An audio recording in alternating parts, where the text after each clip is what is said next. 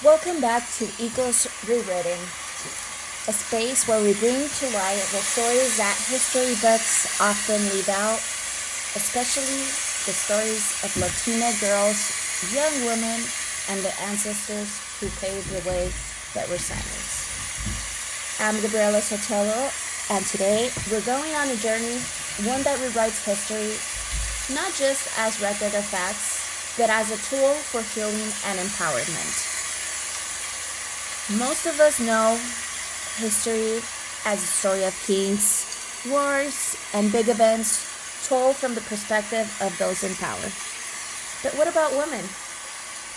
The girls, the everyday people who resisted quietly, who nurtured communities and who kept traditions alive. What about the stories of Latina youth, the daughters, sisters, and future leaders who have been systematically erased or overlooked? That assurance, that silence, is what we call epistemsing. It means the destruction of knowledge, the loss of histories that connect us to who we are. And it's not accidental. It's part of the colonial system that tried to erase indigenous, Afro-Latina, and other marginalized women voices to control the narrative and maintain power. But those voices, those stories, still echo. They've been whispered in kitchens, in markets, in family stories passed down over generations.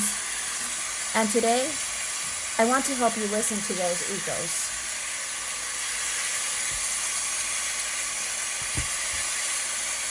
Let's think about why history matters. When we don't see ourselves in history, it can feel like we don't belong in the present or even in the future.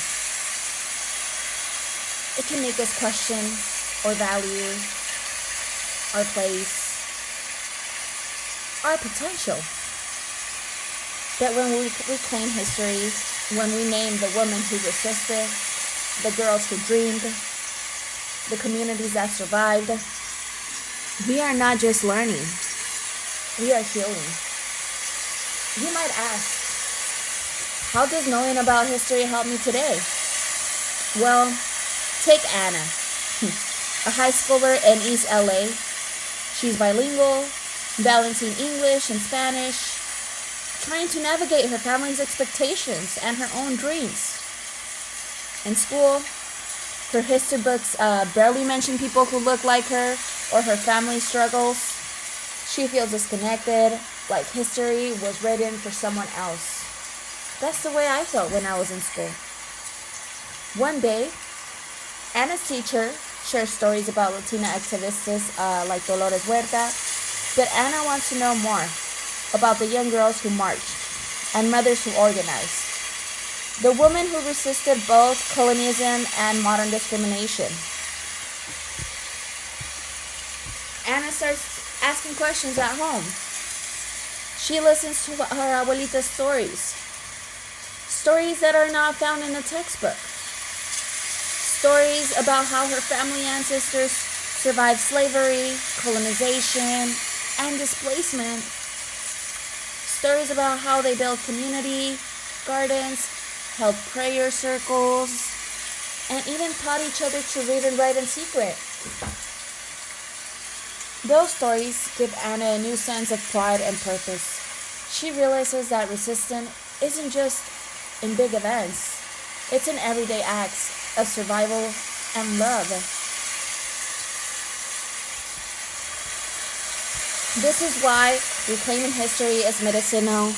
It's medicine for the ones left by assurance. It helps us see ourselves as big of a long and broken chain of strength. And it's just not about the past. It's about the present and the future. Because the systems that erased these stories, colonialism, racism, patriarchy, they're still with us. Textbooks today often sanitize or ignore the realities of Latina youth. School may not always provide space for bilingual students to explore their identities fully. Media can reinforce stereotypes or erase cultural richness. But when we learn to question, to critically reflect, when we listen to multiple perspectives, we gain power. We gain the tools to tell our stories on our terms. This kind of learning is what Paulo Freire calls transformative social justice education.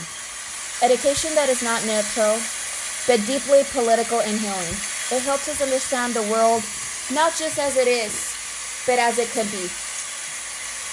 Aurora Levins Morales teaches us that historians can, like curanderas, healers, by using history to heal wounds inflicted by oppression. So, as Latina youth, you can be both historians and healers. You can find the stories that were hidden, the knowledge that was erased, and bring it back to life. Now let's talk about some of these race stories. Did you know that during the Mexican Revolution, many young girls were fighters, messengers, and even spies? They risked their lives for justice, but rarely made it into the history books. Our Latina women played crucial roles in building communities in the U.S. Southwest that were excluded for the main narratives about American West. What about indigenous women who preserved languages, healing traditions, and resistant practices despite forced assimilation and displacement? Each of these stories is thread and a tapestry of our shared heritage. When we reclaim these threads, we are not only an honor for those who came before us, but also build the foundation for our own futures. So you might wonder, how can I start? Start by asking questions. Talk to your family, abuelas, tías, siblings. Listen carefully to their stories, even the small ones. Question what you read in the textbooks. Use your voice to share these stories with friends, in school projects, or in your community. Remember, storytelling is a powerful act of resistance. It keeps us connected. It heals, it empowers, and it keeps us in the truth of reality. Before we close today, I want to leave you with this. Your history is not something distant or dusty. It lives in you, in your language, your laughter, your tears, and by learning it, sharing it, and living it, you are carrying one of the traditions of resilience and hope. You are rewriting egos that were almost lost. Thank you for listening to Egos Rewritten. Keep seeking, keep asking, and keep telling your story, because your voice matters. Your story matters, and history will listen.